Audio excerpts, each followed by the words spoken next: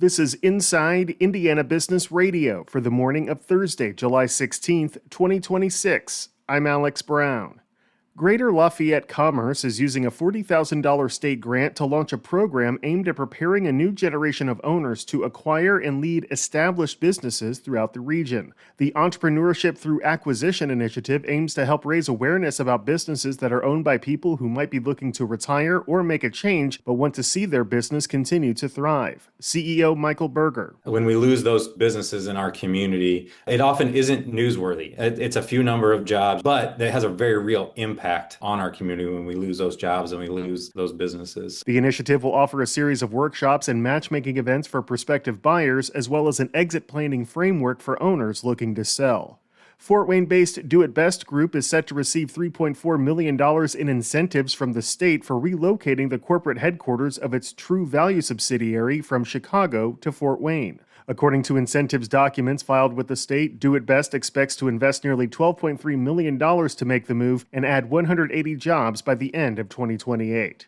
Indiana's state government cash reserves grew by $1.5 billion over the past year as tax collections increased much faster than expected. Rising revenue combined with an ongoing clampdown on state spending led to a 60% jump in the reserves to just shy of $4 billion, according to the 2025 fiscal year report released Wednesday. Governor Mike Braun touted Indiana's balance sheet as providing budget flexibility that most other states lack. From the number one source for Indiana business news, this is Inside Indiana Business Radio. Thanks for listening to this IBJ Media podcast. You're probably going to remember this ad. Do you know why? Podcast advertising works.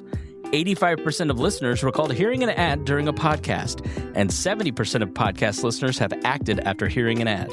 So whether you're looking to be heard across the entire IBJ Media podcast network, sponsor one of our shows, or just start with a 30-second ad, IBJ Media can help. Contact advertise at ibj.com to learn more. An Indiana Republican lawmaker has been holding town halls across the state pitching his plan to end property taxes. IIB's Aubriana Herron has details. A tax on property would be replaced with a 7% tax on services. The service tax would exclude education and healthcare services. Republican Representative J.D. Prescott of Union City says his plan would put a new service tax on things like haircuts and oil changes. He said that tax would effectively replace the money generated from property taxes. Speaking to a town hall in Indianapolis this week, Prescott said he believes too many are exempted from property taxes under current law. He proposes changing to a service tax would solve that problem. Taxes from services would be collected by the state and then sent back to cities, townships, and schools through a funding formula.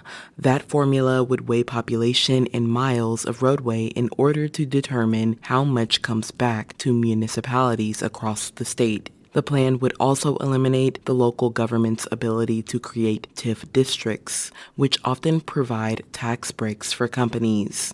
During a lengthy question and answer period, Prescott explained that his plan is still in the early stages, and he has a long way to go to get his fellow Republicans on board. The effort to eliminate property taxes has been growing traction in Indiana. It was recently added to the platform of the state's Republican Party. Aubriana Herron, Inside Indiana Business Radio. Jasper-based Kimball Electronics on Wednesday announced the completion of the first phase of its year-long rebranding to Kimball Solutions. The company first announced plans for the rebranding in January, saying the move reflects a continued transformation from a traditional electronics manufacturing services provider into a diversified manufacturing and engineering solutions company. Kimball has implemented the rebranding at its Jasper and Indianapolis facilities, with its remaining locations around the world to adopt the Kimball Solutions name throughout 2026 and 2027.